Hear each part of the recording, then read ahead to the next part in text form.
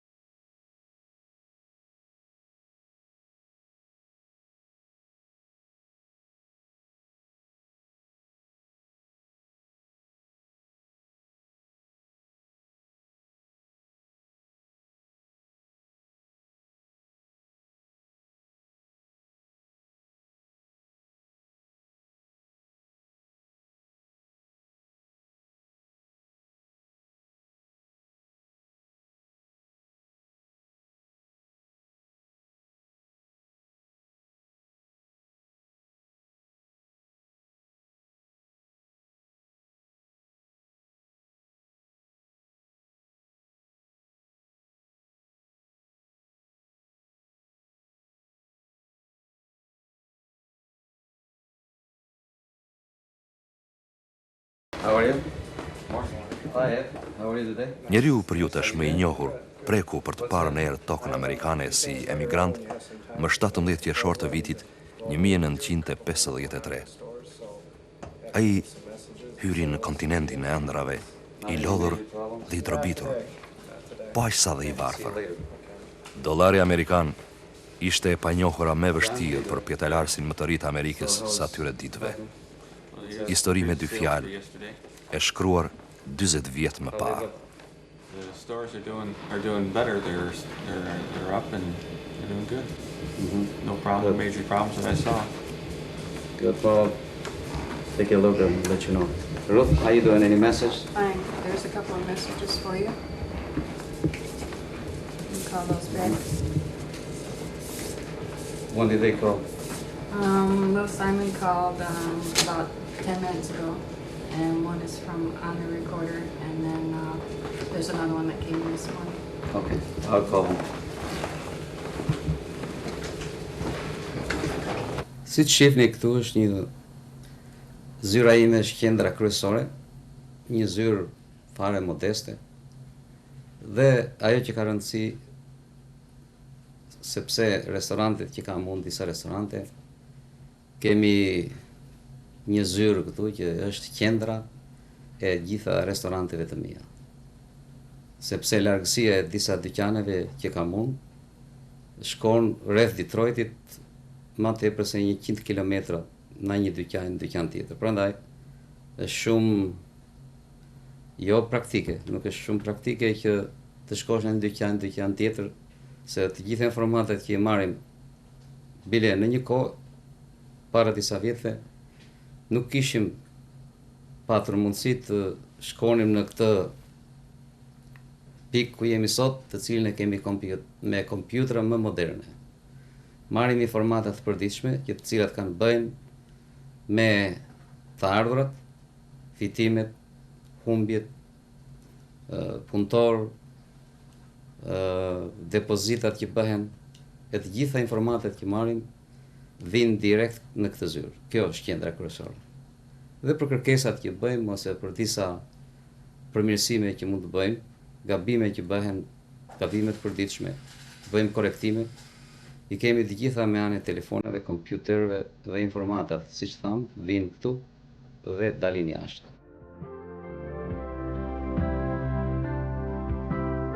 Kuptimi i jetës nis me një komunikim të përditshëm.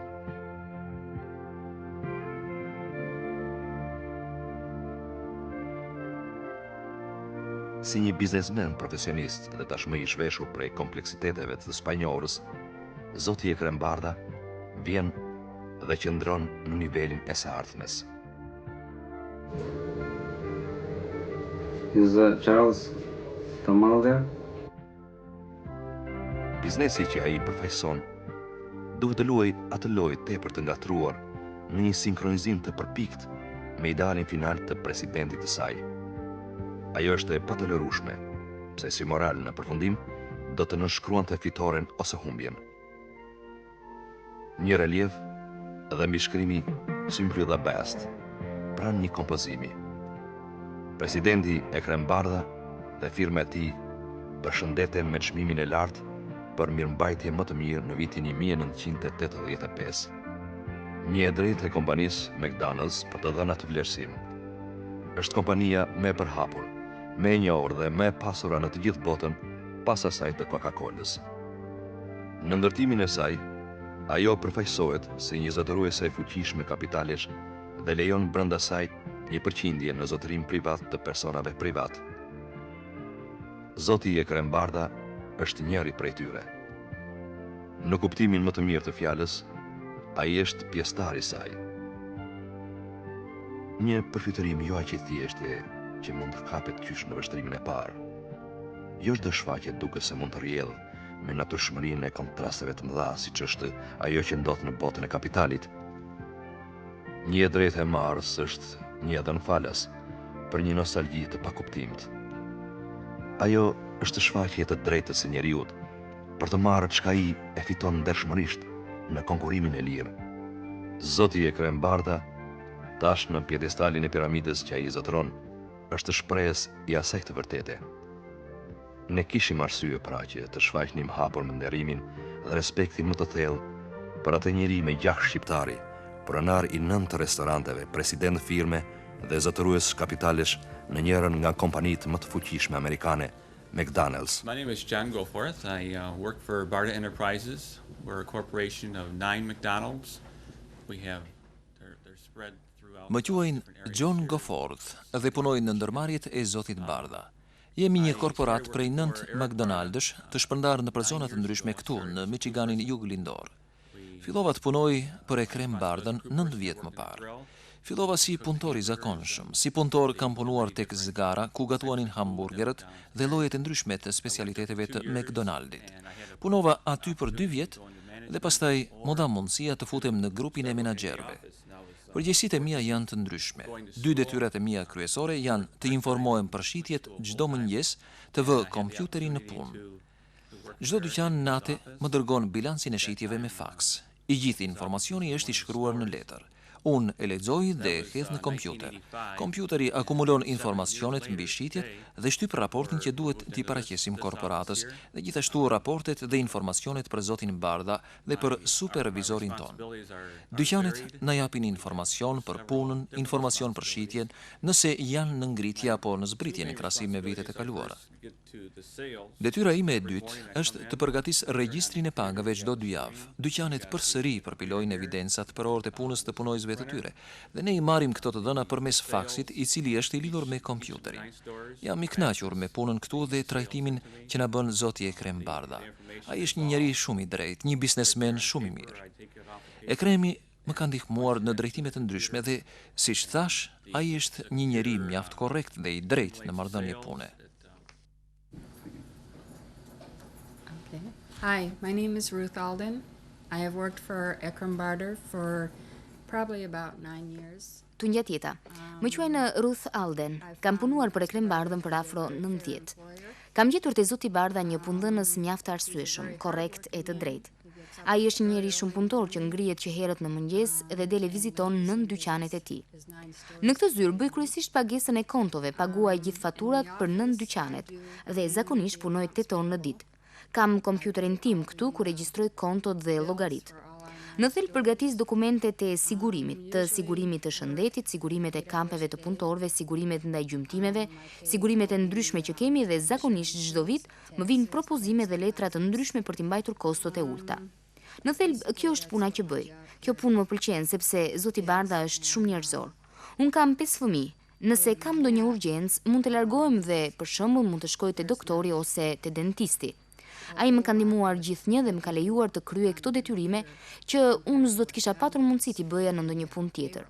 Puna më pëlqen, është e shpejtë, më angazhon, koha ecën shpejt dhe ne punojmë e përpiqemi të bëjmë punën për zotin Bardha. Kjo është qendra e piramidës. Nga maja nisin e përhapen fijet e padukshme që vendosin lidhjen me qindra e mira njerëz. Këtu në qendër, të hedhur në grafike dhe skica, janë shfaqjet e tyre të para. Është jo vetëm interesante, por e veçantë t'ju njohim me historinë e projektit me të cilin ju po njiheni. Për një profesionist dhe për syrin e tij të pagabueshëm, zbulohet pamja e një arkitekture mjaft moderne. Madje për atë që e njeh mirë tipin McDonald's, shpreh hapur se përpara tij qëndron një stil i ri. Për ju teleshikues, ndërsa prej shfaqjes së projektit dalim në atë që është realizuar në jetë, kujtojmë një ndodhi. Qysh në fillim do t'ju njihnim me një ligjësi të kompanisë McDonald's.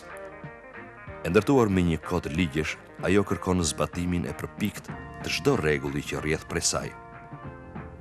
Si zotërues privat, zoti Ekrem nuk mund të përjashtohet prej tyre. Ndaj edhe ngjarja s'ishte e thjeshtë për të zhvilluar. Projekti për lokalin me të cilin ju po njiheni kishte një përjashtim. Ndërtimi dhe kompozimi arkitektonik i tij ishte jashtë tipave model të ndërtimeve McDonald's. Ai nuk mund të ndryshohej. Por ja, si çdo ligj, edhe një përjashtim. Zoti Ekrem Bardha mundi të dalë mbi imponimin e një opinioni e të marrë lejen e presidentit të kompanisë për të ndërtuar projektin e tij. Mbi themelet e restorantit të parë 18 vjeçar, objekti vjetër ai, e me të ardhurat të pakta, u ndërtua restoranti i ri me një investim $1.500.000. Brenda një viti, tregtia tregoi nivelet e reja të ngritjes mbi 15%. Një vit më pas, presidenti i kompanisë Fred Taylor do të vinte për një vizitë në restorantin e ri McDonald's, për të cilin ai kishte thënë leje për të bërë një përjashtim. Ndërsa përfundonte vizitën, ai ju drejtua presidentit të firmës zotit Ekrem Bardha me këtë fjalë: "Ti je modeli i sistemit të kompanisë sonë."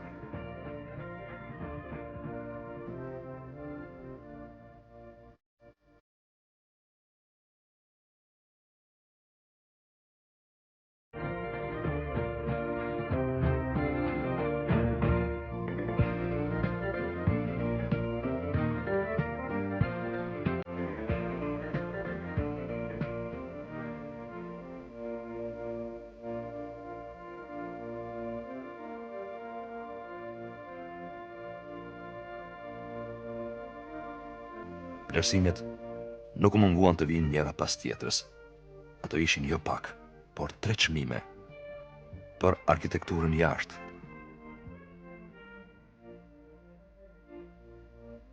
për arkitekturën brenda,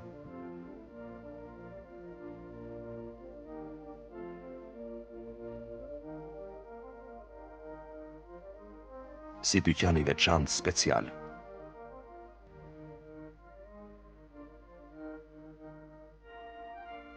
Më parë se të preknim 2-3 shfaqje që spikatin me arkitekturën e brendshme, le të ndalim pak në atë çka duket më funksionale.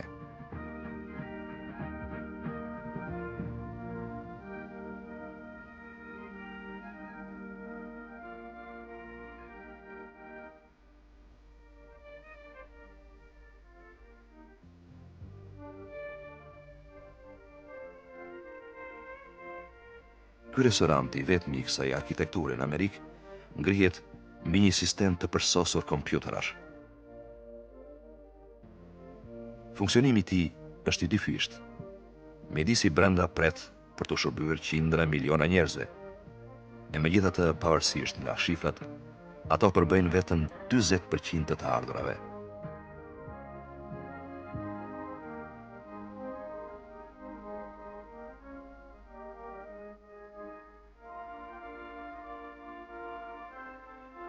E gjithë sistemi ndiqet përmes kameras elektronike që fut në regjistrator gjithë hyrjen e daljen, gjithë pagesat.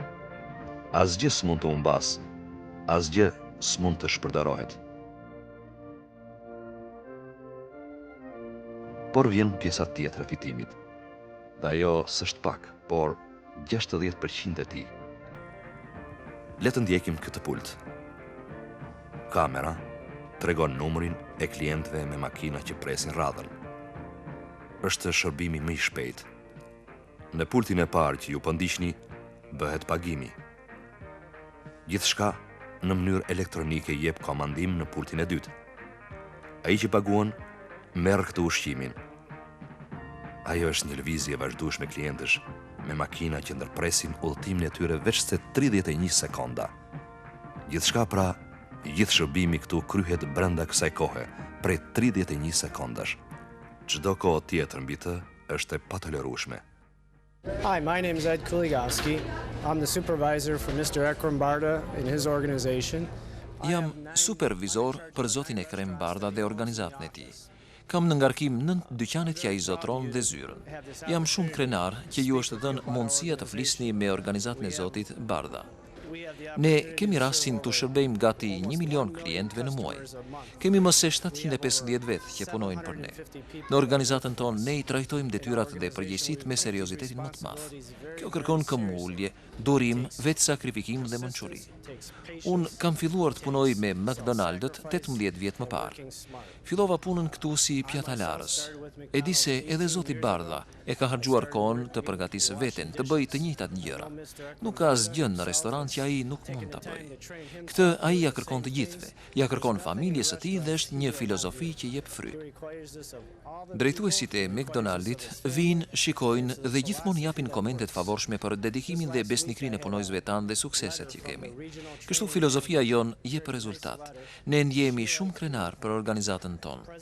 Korporata ndihet shumë krenare dhe këto ditë në këtë epokë ku ka ndërmarrje që po falimentojnë, kur kriza është në proces, neve po shtrihemi dhe po zgjerohemi më tepër. Po investojmë për të zgjeruar shtrirë më tej restorantet dhe planifikojmë që të marrim më tepër njerëz në punë.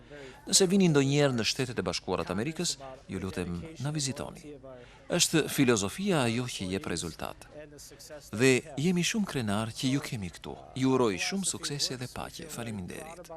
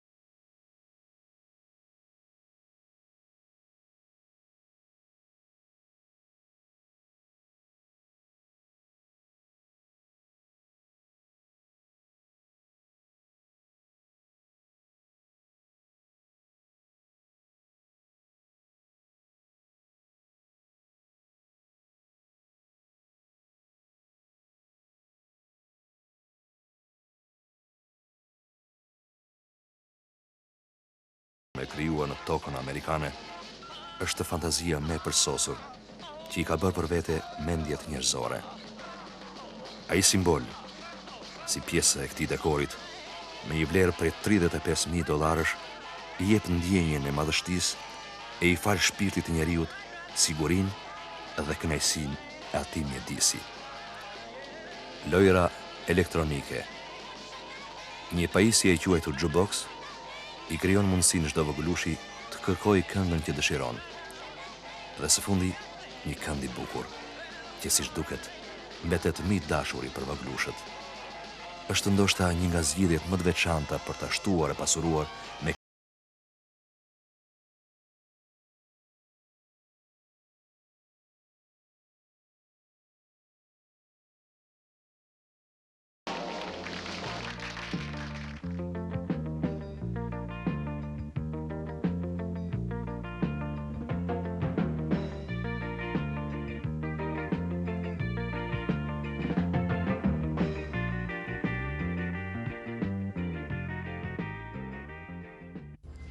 I started with McDonald's with Eric's organization 3 years ago. I started out as a crew person.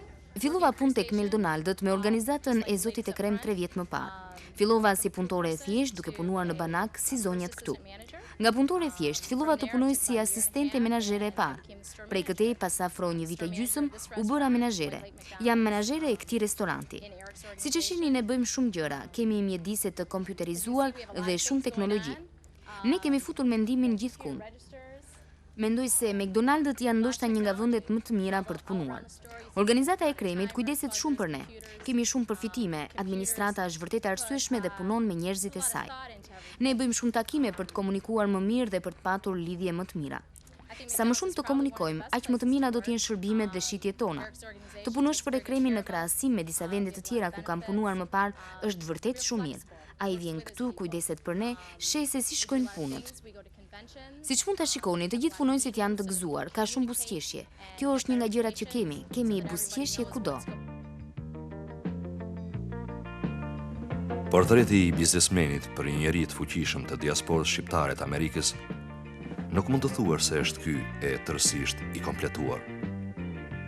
Ne shfaqem vetëm një pjesë të personalitetit të një njeriu që edhe pse në mërgim jetën ja përkushton tërësisht kombit. Fleta është e hapur për të vazhduar tregimin, por më parë le të ndalemi e të shohim se si po ecën fati i bashkëdhetarit tonë zoti Dagim Bardha në kampionatin amerikan të golfit. Nga të 18-tat, disa raunde janë kryer. Zoti Dagim Bardha është në treshe me 2 amerikanë, konkurrent të vërtet që e luajnë golfin prej 50 vjetësh. Por s'do të thotë gjithçka koha. Talenti është tjetër gjë. Loja, me pamjen e heshtur, fsheh një tension shpërthyes. Qetësia përreth zhvillimit të saj është një rregull i prerë e i detyruar për të gjithë. Madje, nëse je në lëvizje ku lojtari i bie topit të vogël të golfit, je i detyruar të ndalesh dhe të heshtësh. Asnjë fjalë. Loja pra ka ende kohë. Ajo do të vazhdoj nga një rafush në tjetrën deri tek e 18-ta. Ne tashmë ishim bërë pjesë e emocioneve që herë vinin të lehta dhe herë si furtunë. Vëllezërit Bardha ishin të sunduar plotësisht prej tyre.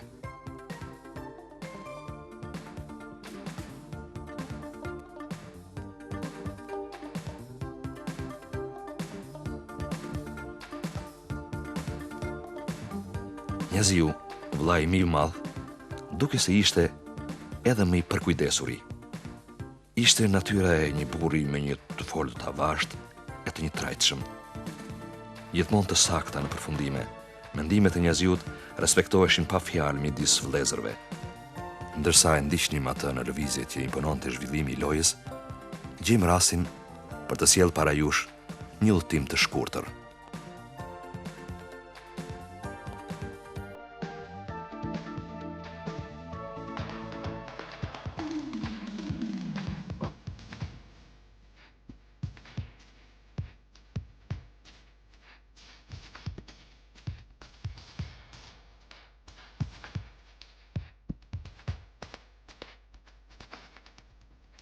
Me Njazi Bardhën Ishim nisur atë para ditët të 12 shtatorit drejt Westwood Village. Do të njiheshim aty me biznesin më të mirë, siç shprehej Knjaziu.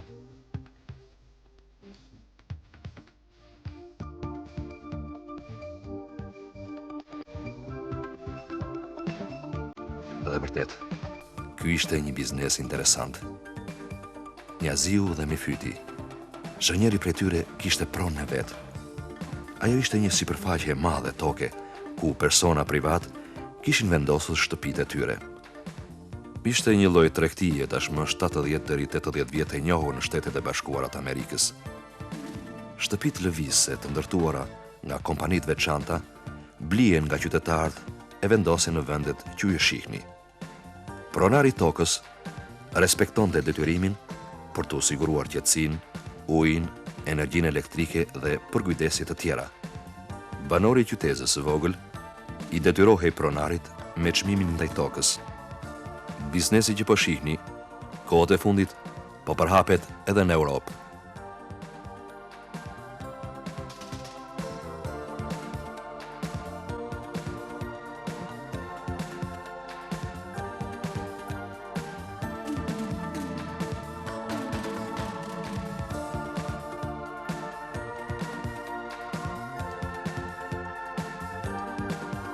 Ja, ky menaxher punon për Knjazi Bardhën e kryen detyrimet e tij ndaj banorëve të qytetës me 150 banesa.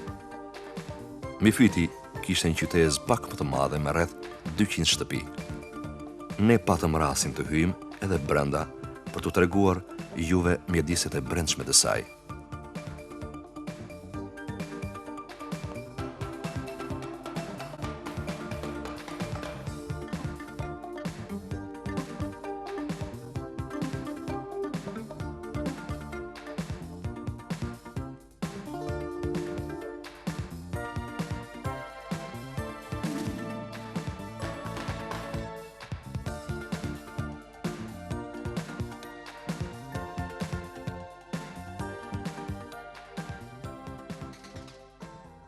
Kjo është banesa më me pak shpenzime në Amerikë.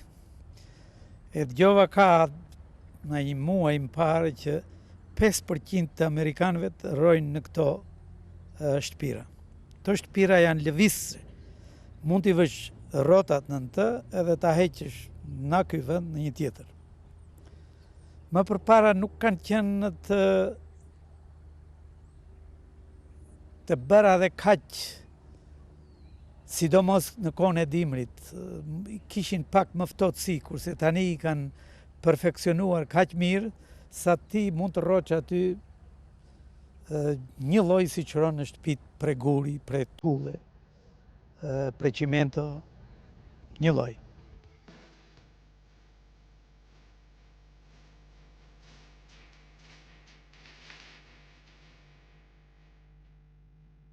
Ne e premtuam pak më parë për të ndjekur më tej e për të plotësuar jetën e portretin e zotit Ekrem Bardha.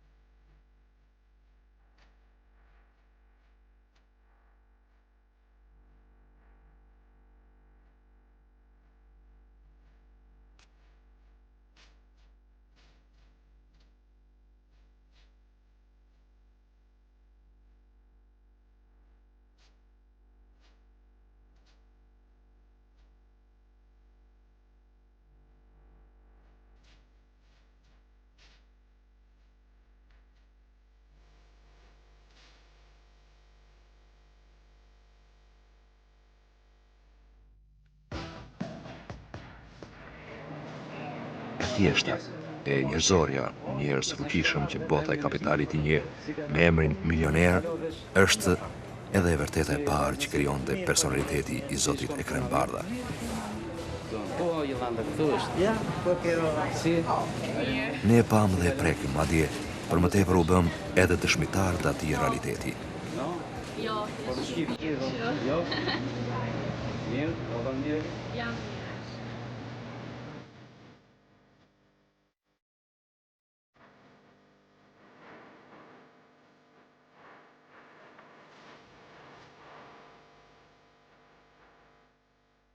Jam shumë I lumtur që mu dha rasti të takoj bashkëdhetarët e mi këtu në Shtetet e Bashkuara të Amerikës.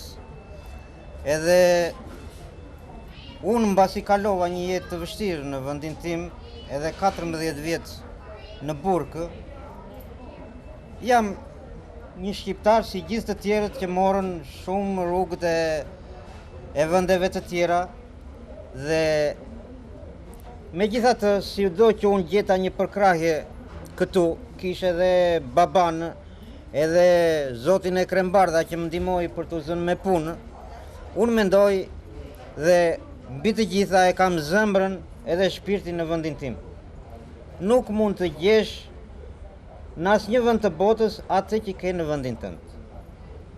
Unë vërtet këtu e kam filluar punën, edhe jo punë të lehtë, punë shumë të rëndë, edhe të punosh domethënë si amerikanët do të thotë ti vësh mirë gishin kokës.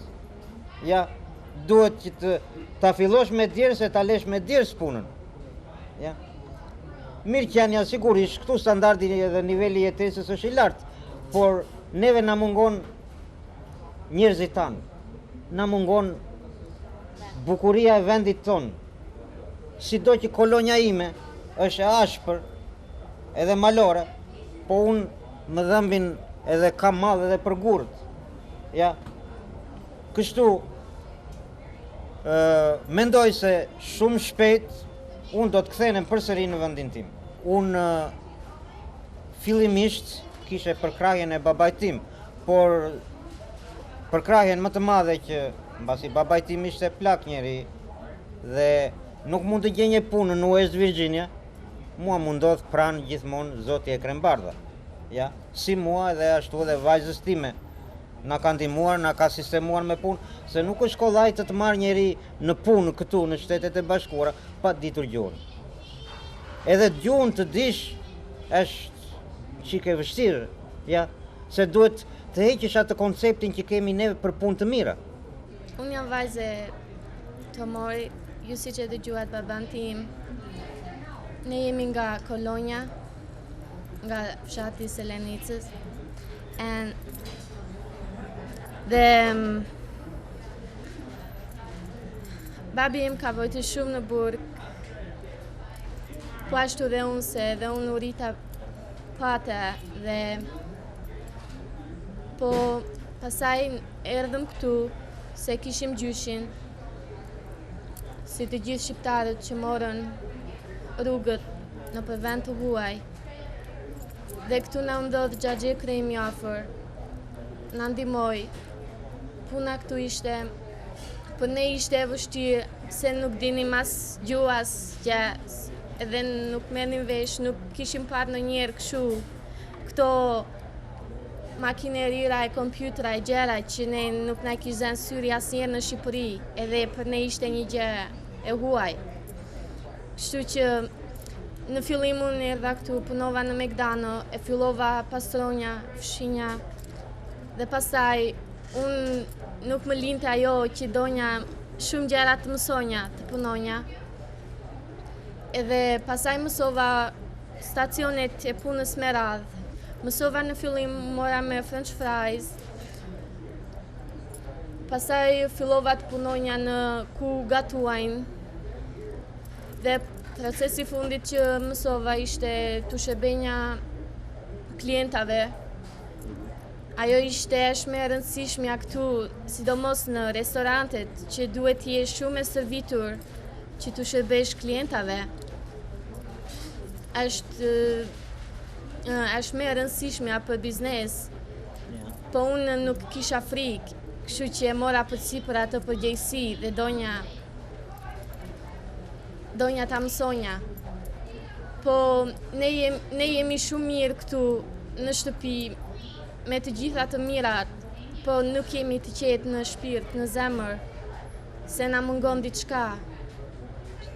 Na mungon atë dheu ton, ku unë u rita, u bera 18 vjet atje. Edhe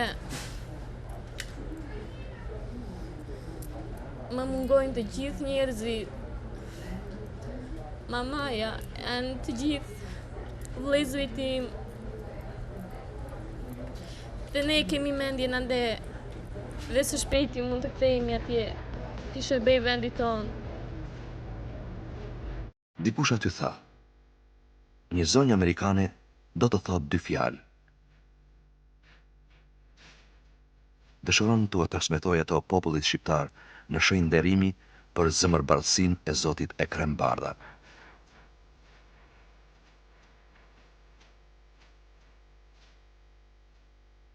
Dmiroj atë njeri që respekton me gjithë zemër njerëzit e vuajtur si Zoti Tomor, të cilët e kanë të pamundur jetën në Amerikë. Ne i morë mendimin pa patur mundësinë t'i mësoni me emrin. Okay, I'm a regular customer here at McDonald's. It's always clean and the food is great. Jam një kliente e rregullt këtu tek McDonald's. Është gjithnjë pastër dhe ushqimi është i mrekullueshëm. Dhe njerëzit që punojnë këtu janë vërtet të mahnitshëm. U gëzova shumë se kishin marrë në punë atë shokun aty, sepse, ai dini, ai ishte i gjymtuar. Ne gjithmonë kënaqemi këtu.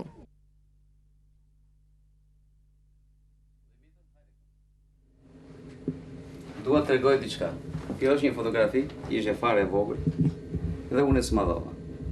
Këtu shifet një kal, si mbas standardit në Shqipëri, po është një kujtim do më thënë i paruar, sepse shikon Samar, Kocaqe, me Kocaqe, ku janë këtu të gjitha. Një kujtim që vjen nga vendin, nga Baltana, dheu jonë. Mund përdor disa gjëra tjera, si për shembull, kjo sigurisht është në anglisht, mundohem që ta përkthejmë me aq sa mundem, se nuk është edhe shumë e kollajshme ta përkthesh tamam si e ka originalin. E këtu thot, keep your words soft and sweet, just in case you have to eat them. Do thot, mbaj fjalët të urta dhe të buta, se mund të vijë një ditë, një kohë, që do t'i hash ato që ke thënë. Shumë bukur. Shumë e zorshme. Shprehje amerikane. Shprehje amerikane. Këtu, nëna jon, disa gra që vizitonin disa në koloninë e Detroitit, nëna ishte lutur një gros, të lutem më sjell një palë në Shqipëri. Edhe kjo bile ishte mbushur plot, por kam mbetur edhe pak e lam, sepse kur na vdik nëna, një pjesë të kësaj e përdorëm kur në varimin e saj. Kishim ende kohë më parë se të takoheshim me një grup bashkëdhetarësh që jetonin në këtë qytet të shtetit Illinois. U kthyem për një vizitë në qendrën e qytetit dhe ja, përpara nesh, silueta e Sears Towers, ndërtesa më e lartë e botës.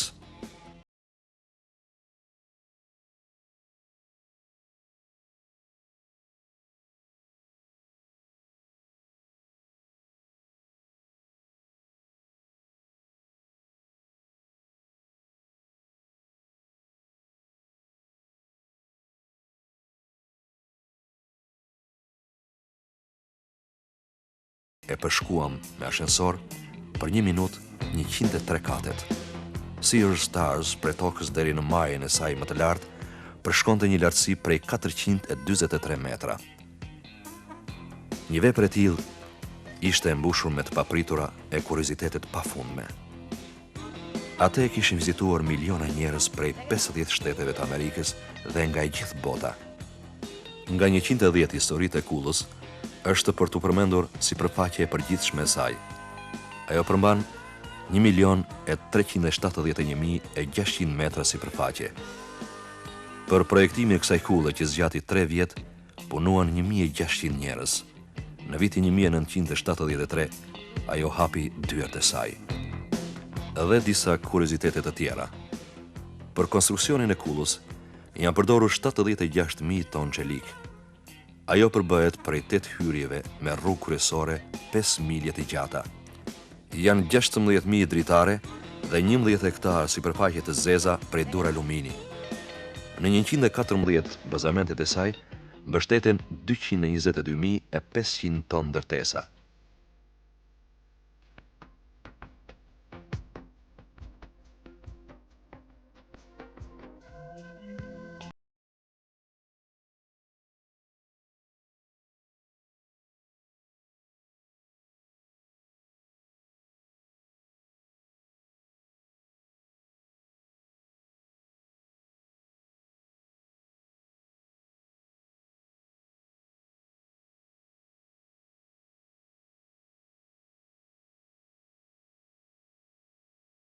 s'është gjithçka për atë njeri që jetën ja kushton me një pasion të çuditshëm Shqipërisë, Kosovës e viseve të tjera shqiptare jashtë saj.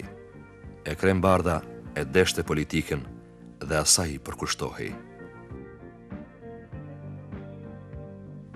Ne ishim dëshmitarët e atyre bisedave mes shqiptarëve, ku ai fjalën e parë e sillte tek toka mam. Dukej se jeta dhe mirëqenia e tij s'kishte kuptim pa të tërën. Si njeri që brenda një viti kishte përshkuar mbi 7 herë hapësirën oqeanike, i njihte në detaje procesit që kalonte populli shqiptar. I dinte hallet ekonomike e gjendjen e meruar të atij vendi. Ndaj, në çdo fjalë, dukej sa i ngrinte një pyetje. Si do të ndihmojmë Shqipërinë? A ke qenë në Shqipëri? Kur do të shkoni? E tjera, e tjera. Gjithçka ishte e qartë. Çdo shqiptari i shtrohej një alternativë. Si ai mund të investojë një pjesë të kapitalit në Shqipëri?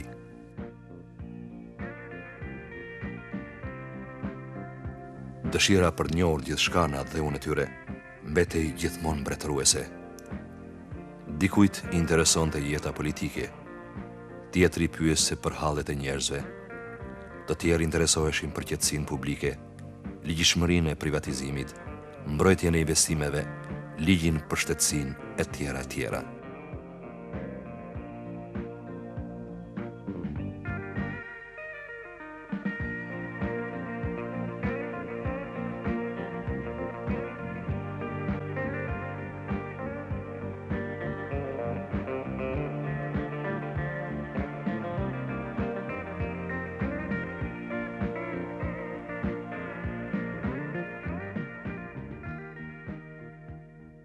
Komuniteti i Detroitit dhe rrethet këtu kanë qenë dhe janë shumë të preokupuar në 2 aspekte.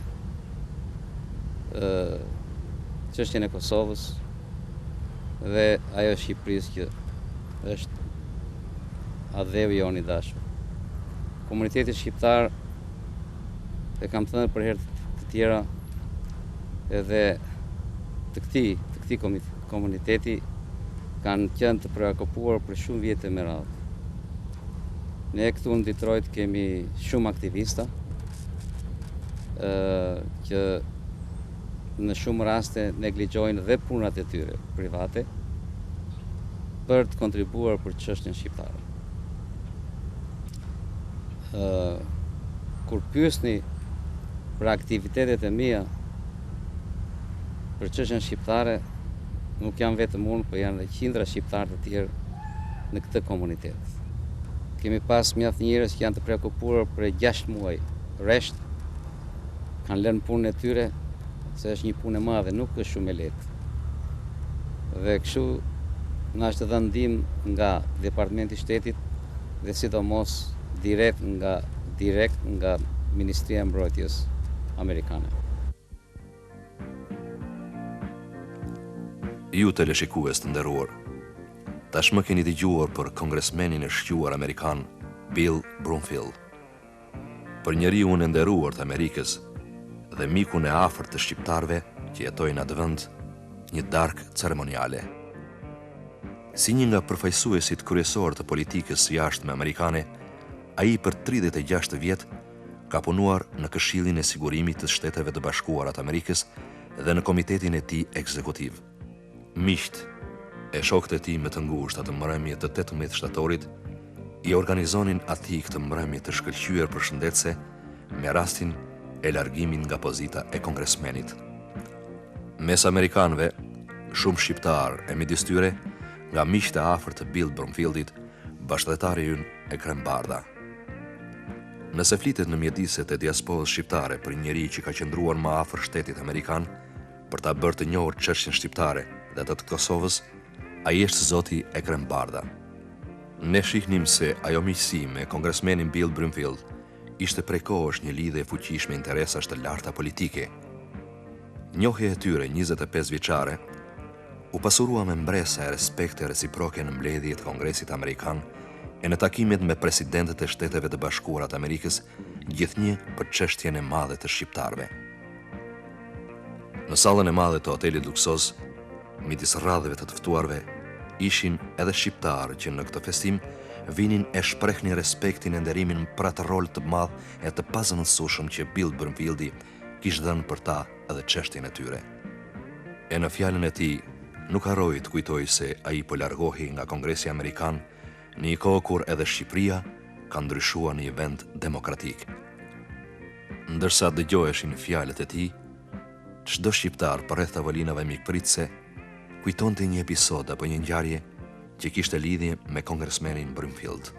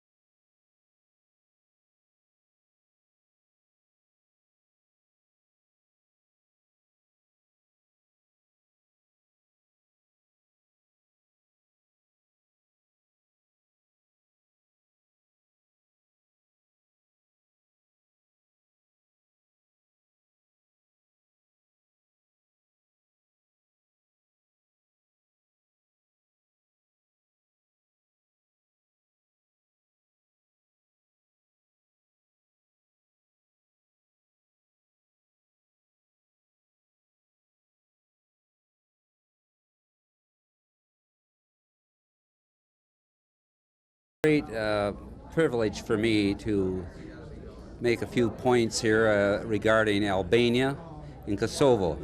Është privilegj për mua të them disa fjalë këtu për Shqipërinë dhe Kosovën. Për shumë vjet kam qenë shumë i interesuar për të parë këto zona të mbrijnë në ditën e lirisë dhe të demokracisë dhe kam punuar me Krembardën për më se 25 vjet. Jam i kënaqur me mënyrën se si po zhvillohen gjërat. Kemi rrugë të gjatë për të bërë dhe jam thellësisht i shqetësuar për situatën në Kosovë, sidomos në ato që po ngjasin tani në botë. Jam shumë i shqetësuar sepse serbët mund të mendojnë se duhet të zbresin në Kosovë dhe të shkaktojnë trazira. E mendoj se ne duhet të përgatisim një vijë pune dhe shpresojmë se Kombet e Bashkuara dhe vendet e Evropës do të shfaqin më tepër interes në përpjekje për të bërë diçka për të stabilizuar situatën në Jugosllavi. Take a more active interest in trying to do something about stabilizing the situation in Yugoslavia. Now, as far as Albania is concerned, I think we've made some progress. Sa i përket Shqipërisë, mendoj se kemi bërë progres, kemi ende shumë për të bërë, por jam i kënaqur me faktin që tashmë aty ka demokraci. Kam patur rastin të takoj me presidentin dhe duke punuar me Kremlin, mendoj se kemi bërë një punë mjaft të mirë për të çuar ndihmë aty. Por siç thash, kemi rrugë të gjatë për të bërë e megjithatë, unë do ta vazhdoj punën time, ndon se pas janarit do të tërhiqem nga Kongresi. Unë do të vazhdoj të ndjek interesat e mia në të dy këto zona, në Kosovë, sikurse në Shqipëri. E kam ndjekur afër çështje shqiptare dhe kam udhëtuar disa herë për një kohë të shkurtër. Mund të sugjeroj se koha është tepër vonë, duhet të shpejtësohet çdo gjë në përgjithësi. Sugjerimi im personal do të jetë të privatizohet çdo gjë dhe të shpejtësohet, siç e tha, sa më shpejt. Nuk mund të flasim në një aspekt të kufizuar për këtë tregti, çfarë lloj tregti mund të bëhet. Në situatën që është Shqipëria sot, në një situatë ekonomike e çkatëruar, çdo tregti, të çdo lloji që të jetë, duhet filloj sa më shpejt edhe shpëtimi i atij vendi është privatizmi sa më shpejt. Dije dhe sot dhe jo nesër. Ajo që mërzit mua shumë tepër, sepse të huajt i ftojmë, dhe ata kur vinë dhe interesohen, një nga ta jam dhe unë, me njanë i ftojmë, me njanë nuk i duam, edhe i quajmë se pse investorët e huaj të na blejnë tokën, të na blejnë vendin dhe të të bëjnë një tregti për ata dhe jo për popullin shqiptar. Unë këtë nuk e kuptoj. kapitalet e huaja.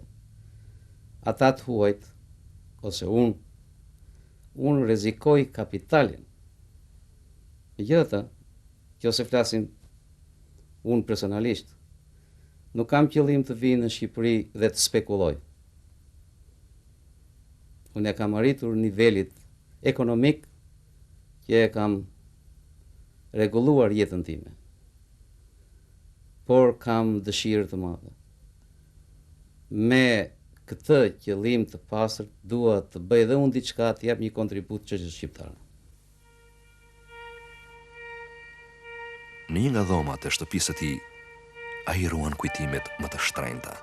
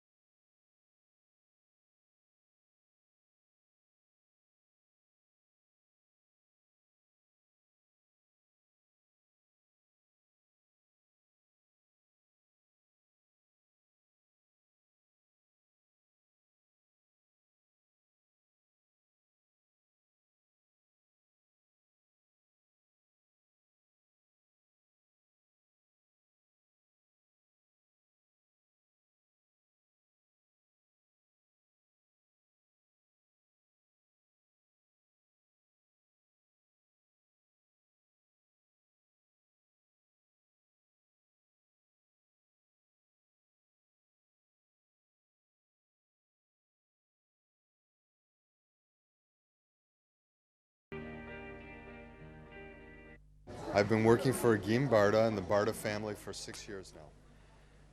Kam punuar për Agim Bardën në familjen Barda që prej 6 vitesh, dhe ka qenë një privilegj dhe arritje profesionale për mua të punoj në një familje kaq të mirënjohur, bujare dhe profesionale. Në thelb, ne merremi me nivelin e lartë. Njerëz tepër të njohur dhe me pozitë të zonës Michiganit në një aspekt më të gjerë, jo thjesht në zonën e Detroitit ose zonën e Birminghamit. Njerëzit vinë prej shumë larg në këtë organizat kaq të mirënjohur. Ajo që ka binte në sy në salonin Barda, ishte mënyra e pagimit të punonjësve. Zgjidhja interesante e bënte të pavarur dhe ushtonte interesin punonjësve. Ata mund t'i mbajnë afër ose t'i largojnë klientët.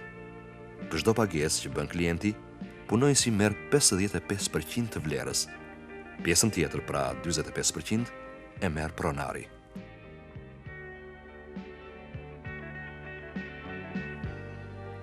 Kjo është bufeja e vogël, gjithmonë falas për ata që presin radhën apo kryen një proces tjetër.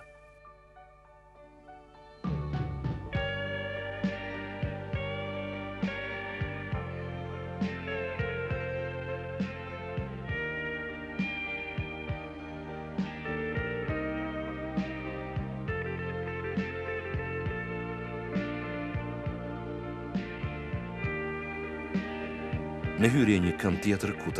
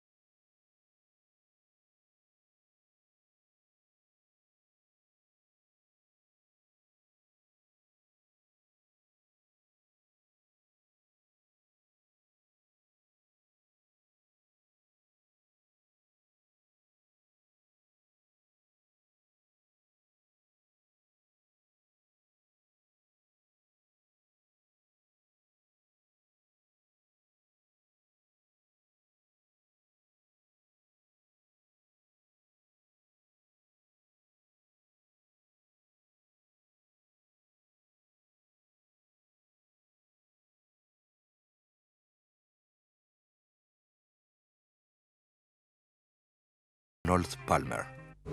Po, neve herë në Amerikë në 57. Edhe neve jemi të njoftuar me futboll. Për jetën time, vajta në Greqi, në Shqipëri, po me Top Lecke.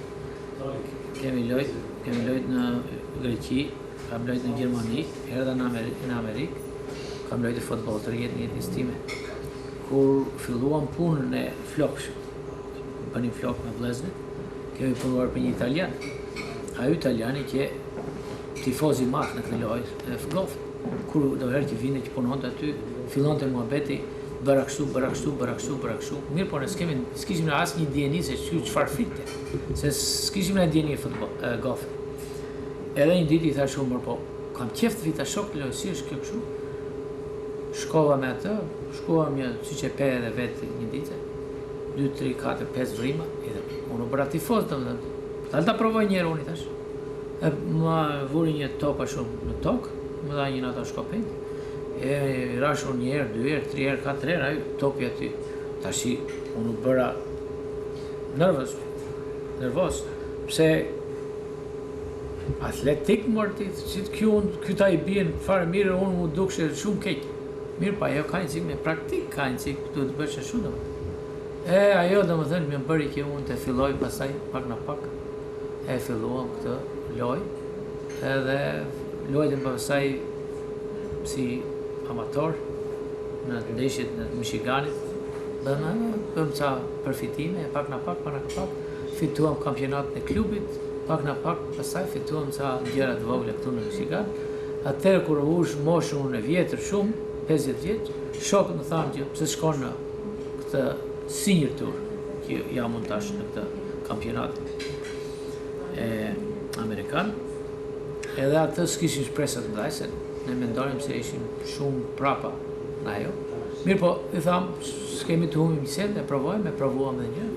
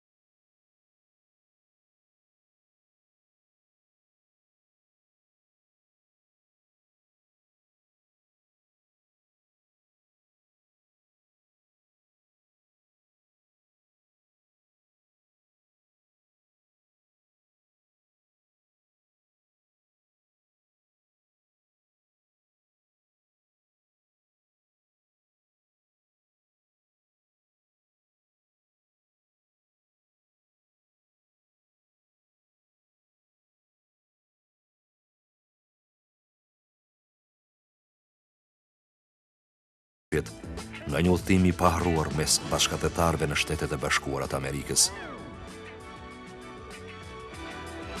Një Shqipëri e vogël aty ishte, me styre, me zemrën, me gjuhën, me fjalën, me shpirtin, me vetë jetën e lëvizjen, në portretin e tërësinë e qenies së atyre njerëzve që ne nga trungu mëm i thrasim me emrin diaspor.